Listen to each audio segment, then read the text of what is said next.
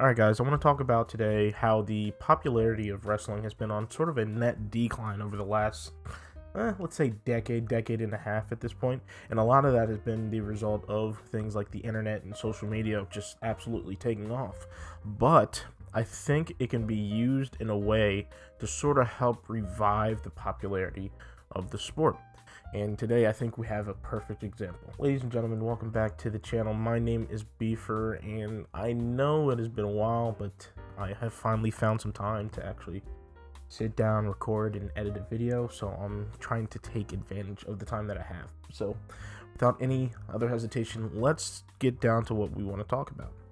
So this happened about 3 or 4 weeks ago at this point, but there was a little bit of a back and forth Twitter beef type of thing between AEW's MJF and WWE's Sheamus. So if we look at this first tweet by Sheamus posted something that I assume is from some sort of match ranking site or publication, and he has himself throughout the top 6 is what we see, but it's led to assume that he's been in all the top matches this year. And to his credit, man, especially recently, a lot of his matches have been super good. Him and Walter are like, they have really good chemistry together, and they've been putting on really good, like, classic big guy matches, which is something I've really enjoyed. But what was funny about the whole thing was that he had put Baron Corbin's name all the way down at 126. And Baron Corbin replied to that saying, "Thanks for the info. I'm not a mark, so I didn't read the issue. See if you can get Dave to retweet you." So sort of sending shots at Sheamus there, saying that he's sort of worrying about internet and newspaper things that don't quite matter. And obviously we all know Dave Meltzer's like the quintessential match rating guy, wrestler rating guy, even though I don't really value his opinion. But that's completely besides the point. And sort of as another shot back, Sheamus replies, "Kayfabe, bro, kayfabe. Real heels wear scarves." Which I'm not sure they do. Actually, no, MJF does. I think Santino Marella, if you can call him a heel, did for some time. Yeah, there have actually been quite a few wrestlers that have actually worn scarves. So I guess, I mean, in a way, real heels do wear scarves. But I really liked what Baron Corbin said here. He says, "There you go again. Internet, please love me."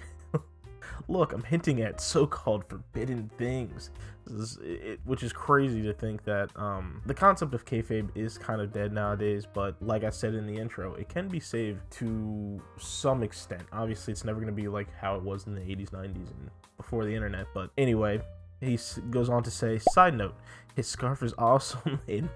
I might just buy a matching fedora just because," as if Sheamus is just going to make a nice gesture like that to a different heel on the roster. Out of nowhere, when I saw this, I was like, what kind of clash of worlds is this?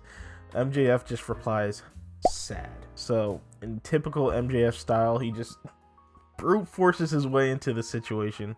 And it's weird because you just don't see wrestlers from different organizations interacting publicly like that. Obviously with people like Up Down Down and a lot of the AEW guys that play video games like the Young Bucks, Kenny Omega, sure, they'll interact with one another every now and again, but something over the internet where millions of people can potentially see it, that's pretty cool to see. But Sheamus goes on to use the Conor McGregor meme. I'll go ahead and play it here. Who the fuck is that guy? Who the fuck is that? Which is sort of funny in more ways than one. One, it's like Conor McGregor's Irish, and so since he has that accent, I can sort of imagine Sheamus saying that. But it's like, obviously it's an absurd thing to say, because in my opinion, MJF is like, I'll say it, the best thing in wrestling at the moment. Sure, Roman Reigns and his tribal chief thing, it's pretty cool. It's definitely sort of held the popularity of wrestling, since he's such a big name, and a lot of big name wrestlers tend to wrestle him, so it's sort of like helped keep wrestling in the public eye to an extent. But MJF is just, I think, on a whole different level right now as far as his mic work, his ring presence, just everything about him. I think is like a huge callback to what wrestling used to be and what I think wrestling can become again. But the final tweet here, MJF just drops an absolute Heater, he says, the guy you alluded to. Stop now or I'm gonna devour you. You can rock sick. And this sounds like this would make a fire promo. I can imagine him saying this on the mic. But stop now or I'm gonna devour you. You can rock 6-inch lifts and play top guy, but you've been handed the ball multiple times and fell. I'm glad you're having a resurgence and finally figured out how to get over. It took you a decade. It only took you a decade. Took me one day. Just absolute mic drop moment. It's just, I'm speechless is what I am. That is such a good, just like absolute dunk on somebody over the internet. But to get into, I guess, the crux of what I want to talk about is how social media has absolutely sort of destroyed the credibility of wrestling. You know, it started in the early 2000s where you would see videos on YouTube or on Facebook and whatnot of wrestlers communicating with one another in the ring. There were a lot of like early 2000s videos that got popular. Oh, wrestling is fake, just constantly exposing the sort of scripted aspects of wrestling, which sort of really did a number as far as the popularity goes.